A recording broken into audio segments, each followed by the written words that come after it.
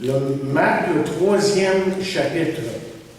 Et en fait, ce que je veux faire ce matin, c'est de vous emmener à la deuxième partie de ce message que j'ai commencé la semaine dernière, mais que je n'ai pas pu finir, parce que j'avais vraiment trop de stock là. La semaine dernière, j'ai dit non, je ne peux pas finir ça, c'est trop, et puis je pense que ça donne bien. Dieu fait bien les choses, hein, parce que ce que je vais dire aujourd'hui, je pense qu'il va nous conduire vraiment à la table du Seigneur, nous préparer pour cette table presque aussitôt après le message. Alors, on est dans le 3e chapitre de Marc.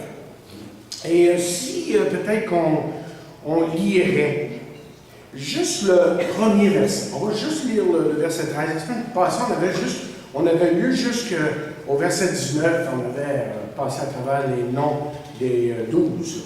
Alors, on lit au verset 13. Il monta ensuite sur la montagne.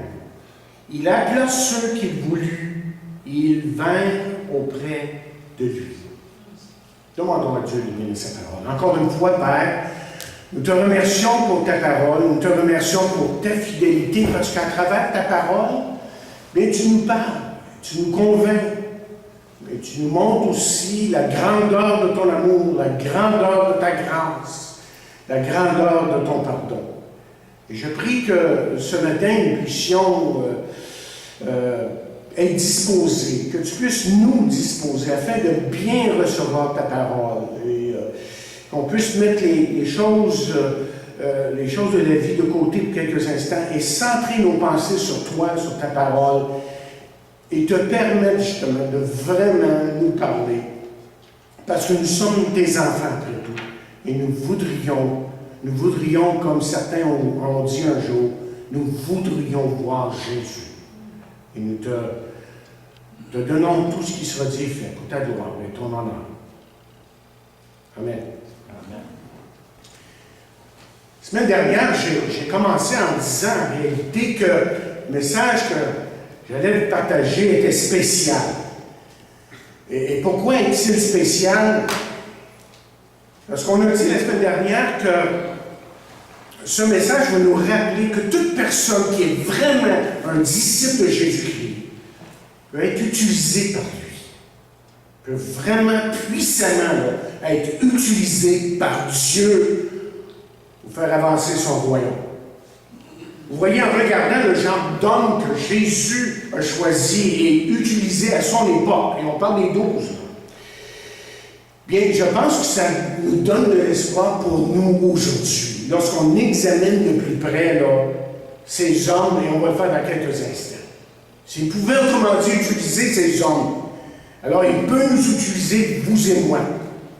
Et je répète, si vous êtes son enfant, moi je veux que vous sachiez ce matin que vous pouvez le servir et que vous avez votre place même dans cette église pour le servir dans son œuvre. Regardons de plus près ce qu'on a vu un petit peu la semaine dernière. Je vais juste passer à travers certains points. Et si vous voulez justement avoir tout le message de la semaine dernière, allez dans YouTube ou le Facebook de l'Église et vous avez là le message, la première partie de ce message. Mais je vais résumer certaines pensées qui sont importantes.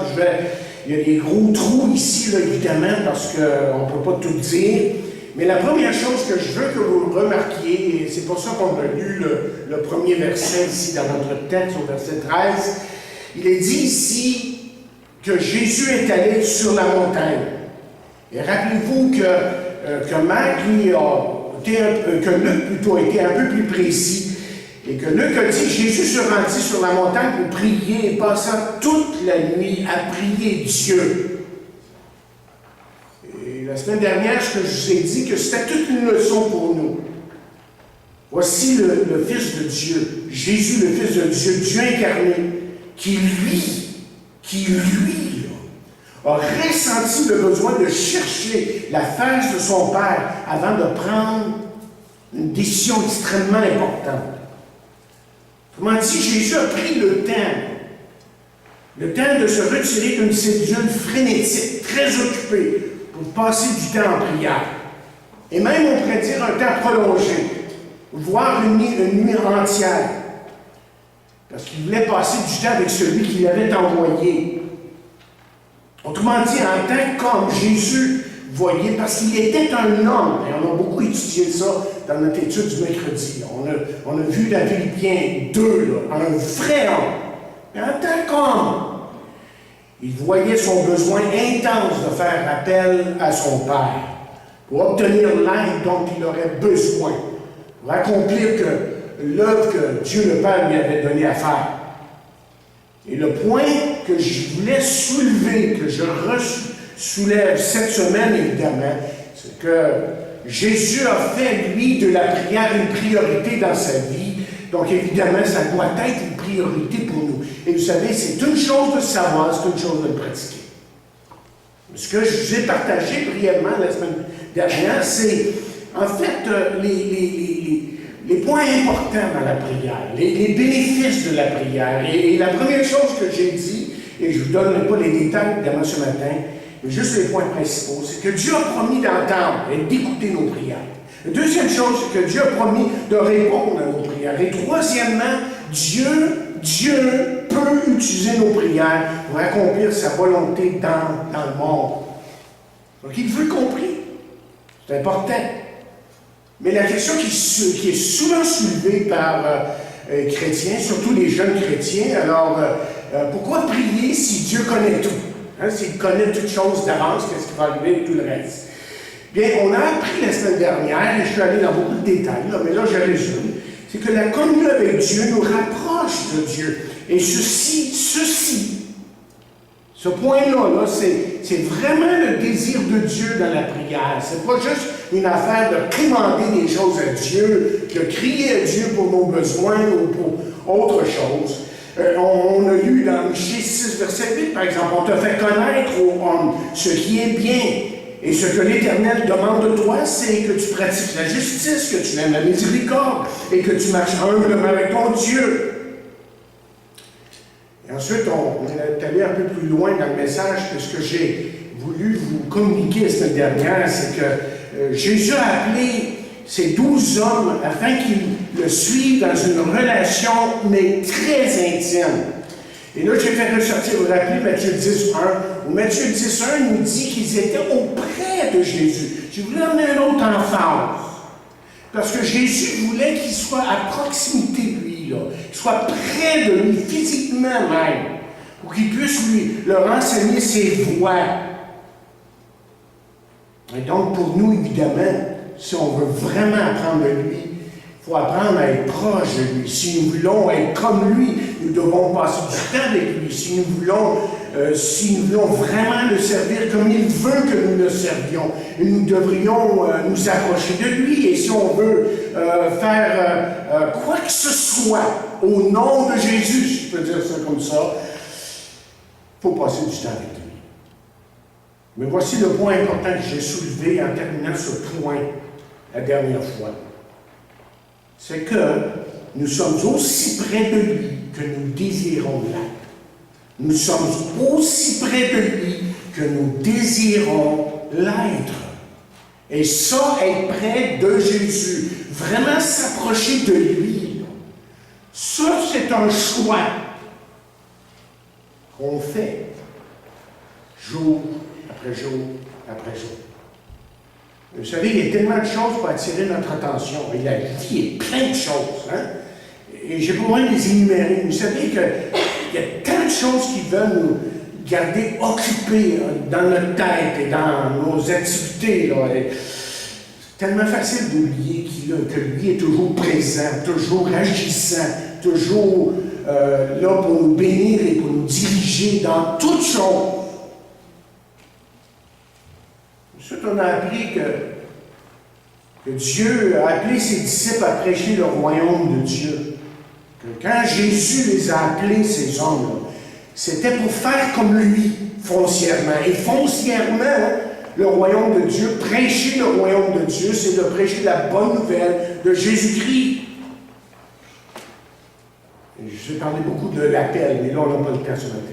L'appel qu'ils ont reçu. Et comment c'est important cet appel-là? Mais ce que je veux dire avec ce point-là ce matin, c'est ceci, c'est que bien que Dieu soit le seul qui appelle les prédicateurs, lorsqu'il vous a sauvé, j'ai presque envie de dire que lorsque Dieu vous a pris en main, tant qu'enfant de Dieu, il a placé son esprit en vous et il vous appelle à être évidemment des témoins. Et aujourd'hui, notre message, le message de l'Évangile de Jésus-Christ, est validé par au moins deux choses. Et la première chose, je vais rappeler, parce que j'ai parlé beaucoup d'autres choses, mais là, le temps manque. Juste vous dire par quoi il est validé. Comment est-ce qu'on sait que ce message est vrai, est réel? La première chose, c'est la parole de Dieu. La parole de Dieu valide notre message. Et on pourrait énumérer une pléiade de versets là, pour nous montrer c'est quoi vraiment l'évangile de Jésus-Christ. Par exemple, ce qui me vient à l'esprit, c'est le verset dans 1 Corinthiens, 1er chapitre, où Paul dit « Je ne veux savoir autre chose que Jésus-Christ crucifié et la croix. La croix demeure et demeurera toujours le centre de l'Évangile. » Je me rappelle, de côté ici un peu, je me rappelle quand ma mère est décédée, et là, c'est moi qui faisais le service, c'est moi qui amenais la parole, et j'essayais de figurer, mais comment est-ce que je vais amener l'Évangile à des gens qui connaissent absolument rien de l'Évangile, qui n'ont peut-être jamais entendu le message de l'Évangile. Et j'ai tout simplement commencé par en racontant l'histoire qu'un jour, j'étais en chemin, en quelque part, j'étais perdu. Je m'en allais à une église, puis je me suis perdu. Seule fois dans toute ma vie, je me perds en m'en allant à une église, en Ontario, quelque part. J'étais complètement perdu. Puis là, il faisait 30 en bas de zéro. Il faisait 30 en bas de zéro, puis j'avais presque plus de gaz. J'étais rendu sur les vapeurs. Je sais que je raconte l'histoire, mais vous allez comprendre ce que j'essaie de dire. Puis là, je m'en allais. Là, je me voyais mort comme un rat. Gelé. Tu sais, je dis, voyons donc, il n'y avait rien, c'était en campagne, je ne sais pas où j'étais, mais il n'y avait rien, c'était des champs du bois. Non, là, je m'en vais, puis là, je regarde, puis je me demande si je vais me rendre en quelque part. À un moment donné, je dis aux gens, je l'ai vu. Je l'ai vu. Et les gens ont peut-être pensé que je pensais d'une maison pas très loin, peut-être que les gens ont pensé que j'avais vu une station d'essence, de gaz, quelque part, mais non, au loin, dans la lueur du soir, là, j'ai vu une croix. Et je me suis dit, je sais que là, il y a un village. Je suis sauvé. La croix sauve. Vous voyez? Et c'est ça le message central des Écritures. Et simplement comme ça, tous ces gens qui étaient là pour ma mère, j'ai pu amener ce simple message de l'Évangile pour les diriger, non pas à une philosophie ou à une religion, mais à une relation avec Dieu par la croix de Jésus. Et chers amis, chaque fois qu'un alcoolique ou une personne qui consomme de la drogue est délivrée, voyez, le message de l'Évangile est validé. Et chaque fois qu'un mariage est réconcilié, le message de l'Évangile de Jésus-Christ est validé. Et chaque fois qu'une personne donne son témoignage, que Dieu l'a sauvé, ce message-là est validé. On sait qu'il est vrai. Parce que les transformations sont tellement évidentes. Et vous savez, j'en vois ici régulièrement. Moi, je suis en train de voir une église qui est en train de changer. Des gens qui changent par la puissance de Dieu dans leur vie et par la parole de Dieu qui parle continuellement. Maintenant, parlons de ces hommes ici. Les derniers versets qu'on a dans notre texte, dans Marc 3e chapitre, nous donnent les noms. Vous remarquez? Si vous avez lu, là, ou si vous avez suivi un petit peu, vous voyez là, les noms que Jésus a choisis, ou les hommes, je devrais dire, que Jésus a choisis pour être avec lui. Et en réalité, si on prenait le temps, on pourrait prêcher presque un sermon sur chacun il y a tellement de choses à dire sur la plupart de ces disciples-là. Mais aujourd'hui, on va juste se contenter à faire un survol. On va regarder chacun. Il y en a qui on ne dit pas grand-chose, on ne sait pas grand-chose sur eux. Il y en a d'autres qui ont un petit peu plus de détails. Puis, je vous partage ça parce qu'il y a quelque chose d'important que je veux vous communiquer. C'est important. Je sais que c'est détaillé un petit peu. Mais d'abord, on peut commencer par Simon.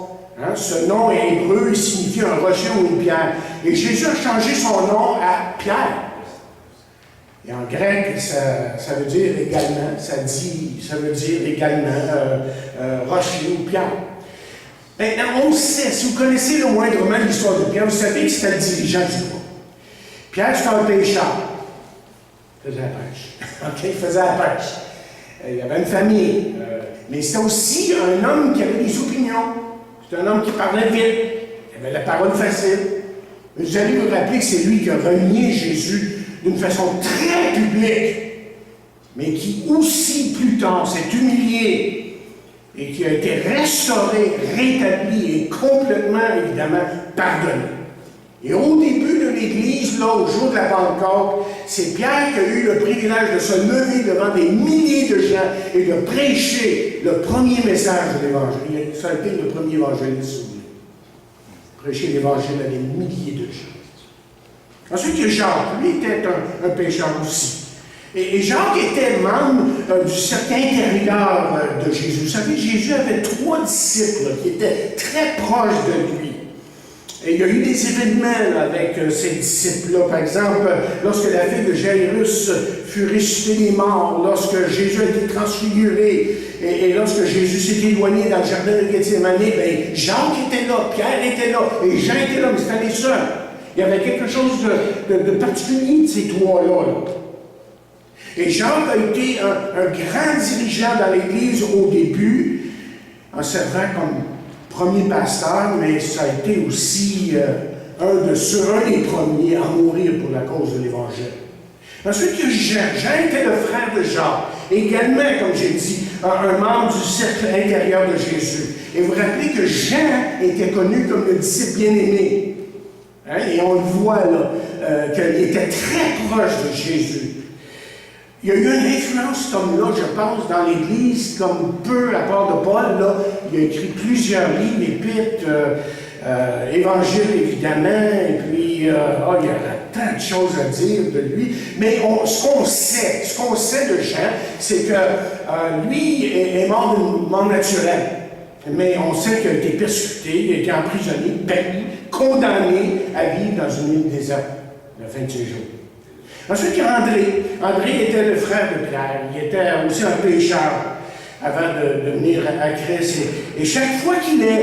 Vous savez, ce qui est particulier d'André, c'est que chaque fois qu'il est mentionné dans les Écritures, André est en train d'emmener quelqu'un à Jésus-Christ.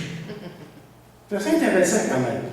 Et André était, autrement dit, un puissant témoin pour Jésus-Christ qui l'avait lui-même complètement transformé.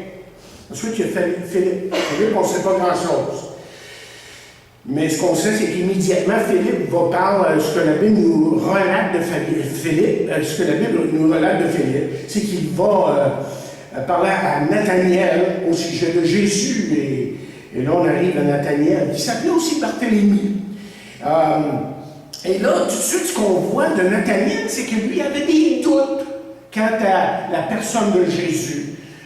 Il dit, Philippe rencontra Nathanaël, il dit, nous avons trouvé celui qui est Moïse, de qui Moïse a écrit dans la loi, et dont les prophètes ont parlé, Jésus de Nazareth, fils de Joseph. Et là, Nathanaël répondit, lui, en disant, peut-il y venir de Nazareth quelque chose? Est-ce possible que de Nazareth, un Messie puisse venir? C'est ça qu'il est en train de dire. Puis Philippe lui dit, viens, moi. Viens, moi. Quelle belle parole. Mais c'était un homme qui était extrêmement sincère. Extrêmement sincère. Et ça, Jésus l'avait vu dès le début, parce qu'il dit de Nathanaël, il dit, voici vraiment un Israélite dans lequel il n'y a point de faute. Ensuite, il y a Matthieu. Matthieu, bien, j'en ai parlé. J'ai pris un message complet juste sur Matthieu parce que c'était tellement radical ce qui est arrivé dans sa vie. Et Matthieu, c'était un juif nommé Lévi, c'est un collecteur de taxes. il avait fait un choix probablement assez controversé lorsqu'il a choisi d'être un collecteur de taxes, parce que c'était des gens qui étaient littéralement haïs et rejetés. Et pourtant, Jésus l'a appelé, l'a sauvé, et lui nous a laissé évidemment son évangile de Matthieu. Thomas, mais ça, c'est, quand vous pensez à Thomas, vous pensez à quoi? Le mot qui vous vient à l'esprit, c'est doute. Hein? Tout de suite, doute. C'est un douteur, c'est un homme qui doutait peut-être de tout. Mais ce que vous ne savez pas, ce que vous ne vous rappelez peut-être pas, c'est que c'était un homme qui était extrêmement loyal à Jésus, au point d'accepter à un moment donné à mourir avec lui. Regardez ce qu'il dit sur quoi Thomas a pris Didyme. Dit aux autres disciples, je ne sais pas ce qui se passait, je ne me rappelle plus du contexte, mais ça allait mal, il était rejeté, les disciples étaient rejetés, Jésus était rejeté, on ne voulait rien savoir de lui, on parlait de crucifier. Évidemment, lui ne comprenait pas grand-chose de ce qui allait arriver, mais il dit ceci. Allons aussi, il dit, allons aussi, afin de mourir avec lui. Donc, on garde un aspect de sa vie, on dit, ah, c'est un gars qui a douté. Mais ce qu'on sait, ce qu'on oublie, c'est un homme qui était prêt, littéralement, à mourir avec Jésus. Et même dans ses doutes, après que la vérité lui a été mise en pleine face, si vous voulez, quand il a vu Jésus, vous vous rappelez, qu'est-ce qu'il a dit? Il a dit, mon Seigneur et mon Dieu. Il a vraiment cru. Il y a Jacques, le fils d'Alphée. On ne sait pas grand-chose sur lui, à part de savoir qu'il était devant la croix lorsque Jésus crucifié. Il y a Thaddée, on ne sait rien sur lui. Il y a un autre disciple, Simon de Cananéen. Le mot cananéen, excusez, est un mot qui veut dire zèle. Et qu'est-ce qu'on retire de ça? C'est que souvent les noms dans ce temps-là décrivaient la personne. Donc, qu'est-ce qu'on découvre de Simon? C'est que Simon était un révolutionnaire. C'était un juif, comme beaucoup de juifs, qui s'étaient jurés qu'il allait se débarrasser du gouvernement romain. C'était probablement un idéaliste, fier, radical, ayant la parole facile, fougueux, colérique, impétueux, et sans crainte. Jésus est venu chercher, il l'a changé. Il va utiliser ça pour sa gloire, évidemment. Ensuite, il y en a un dernier. Il y en a un dernier qu'il faut que je vous mentionne. Judas Iscariote. Oh, ça c'est le dernier. J'ai mis à la fin de ma liste. Parce que Judas était le seul disciple issu de la Judée. Mais Judas était aussi le trésorier, imaginez, c'était le trésorier du groupe. Mais on vient à comprendre, selon ce qu'on lit dans Jean 12e chapitre, que c'est un voleur, il était très avare. Mais c'est un homme qui n'a jamais été sauvé. Éventuellement, c'est lui qui a trahi Jésus, le remettant dans les mains des Juifs pour la somme totale de 30 pièces d'argent. Et cet homme-là, malheureusement, plutôt que se repentir, est mort pendu et fut condamné à la perdition, évidemment. La question qui vient peut-être à votre esprit, c'est comment se fait-il que Jésus a choisi Judas, choisi un tel homme? Il me semble que la réponse à cette question est claire. Voyez, dans le plan de Dieu, là, Dieu avait un rôle, plutôt Judas avait un rôle à jouer. Et Judas l'a joué, si vous voulez, parfaitement. Si vous voulez, son péché, son hypocrisie et sa trahison faisaient tout partie là, du plan rédempteur de Dieu. Judas nous enseigne une leçon d'une grande valeur.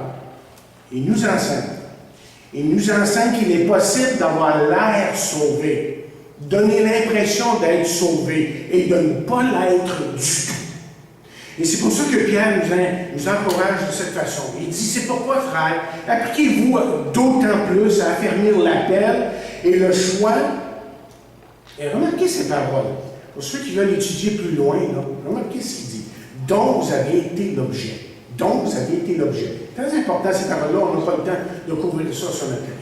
Il dit, car si vous faites cela, vous ne trébucherez jamais. C'est ainsi en effet que l'entrée dans le royaume éternel de notre Seigneur et Sauveur Jésus-Christ vous sera largement accordée. Autrement dit, ce qu'il est en train de dire ici, là, simplement, c'est que si vraiment vous êtes un enfant de Dieu, marchez comme des enfants de Dieu. Les gens vont reconnaître en vous un enfant de Dieu. Parce que des fois, il faut être honnête. Il faut être honnête.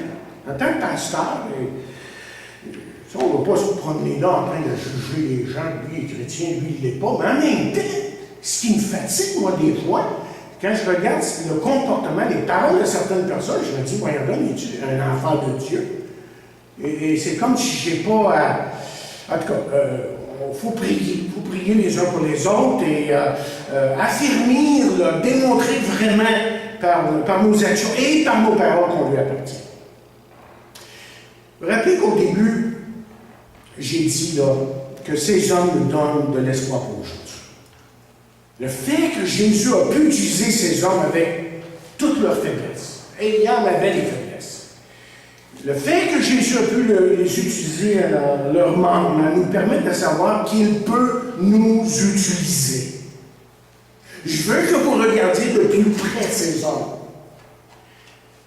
Quand on les rencontre, quand Jésus les rencontre en premier, ce n'étaient pas des hommes qui étaient humbles. On ne pouvait pas dire que c'était des hommes humbles. C'était souvent le contraire, c'était des orgueilleux. On ne peut pas dire que c'était des hommes qui étaient engagés dans la religion ou envers Dieu. Ils s'en foutaient carrément, probablement. Ils ne veulent rien savoir de ça, comme bien les gens. Alors, on ne peut pas dire que c'était des gens qui avaient une puissance spirituelle, là, qui étaient le moindrement spirituels. Il y en a peut-être un ou deux qui étaient plus religieux, plus spirituels que les autres, mais en général, il n'y a pas grand-chose de spirituel dans leur vie. Et même, on pourrait ajouter que ces hommes-là que Jésus a choisis, qu'avant que Jésus les choisit, que ces hommes avaient des gros problèmes personnels. Ces hommes se mettaient continuellement les pieds dans les plats. La plupart du temps, ils ne comprenaient rien de ce que Jésus leur disait. Et parfois, lorsqu'ils s'adressaient à d'autres, on le voit dans le sermon de la montagne, à certains moments, là, ils sont prêts à faire passer au fil de l'épée tout le monde qui fait pas leur affaire, et ils sont prêts à les tuer. Ils disaient les mauvaises choses au mauvais moment, et puis, en dépit de tout ça, de toute leur faiblesse, Dieu a utilisé ces hommes pour littéralement, comme les Actes des Apôtres nous dit, pour bouleverser le monde. Parce que la Bible le dit comme ça. Et ces hommes qui ont bouleversé le monde. Et s'il a pu les utiliser, c'est qu'il peut vous utiliser. C'est ça que j'essaie de communiquer depuis la semaine dernière. Parce que vous voyez, patiemment, Jésus les a dirigés. Jésus les a remplis de son Saint-Esprit. Et Jésus, je pourrais même dire ceci, c'est que Jésus a comme choqué le monde en les utilisant comme il les a utilisés parce que les gens disaient, ils sont pas instruits, ces gens-là, ils n'ont rien à nous offrir, mais pourtant c'est devenu des hommes de puissance, des hommes qui avaient un message qui faisait que des milliers de gens se tournaient vers Jésus. Moi, je suis convaincu qu'il peut, et vous et moi, là, parlons entre vous et moi, là, OK? Moi, je suis convaincu entre vous et moi, là, que si on place nos vies là, dans les mains de Dieu, que Dieu peut justement nous utiliser, nous former, faire de nous des hommes, des femmes différents qui seront des hommes qui touchent les vies des autres, qui font en sorte que Dieu change les vies à cause de l'Évangile que nous apportons, non pas par nos paroles seulement, mais par nos vies. Alors Jésus a pris 12 hommes ici. Il en a sauvé 11 par sa grâce. Et de leur vie, ces hommes qui paraissaient tout à fait ordinaires, il les a fait spéciaux. Et il veut faire exactement la même chose pour vous. Pour vous. Mais la question est celle-ci en terminant. Est-ce que vous allez lui laisser la chance de le faire? Ou êtes-vous tellement occupé, tellement embarqué avec les choses de la vie? Et il y a des choses de la vie, il faut s'occuper, il faut travailler, il faut faire des... C'est ça. Mais il y a un temps où il faut être, comme on a dit tantôt, être auprès de Jésus, apprendre à le connaître et apprendre à l'aimer et à laisser son amour nous transformer de plus en plus. Amen. Que Dieu bénisse la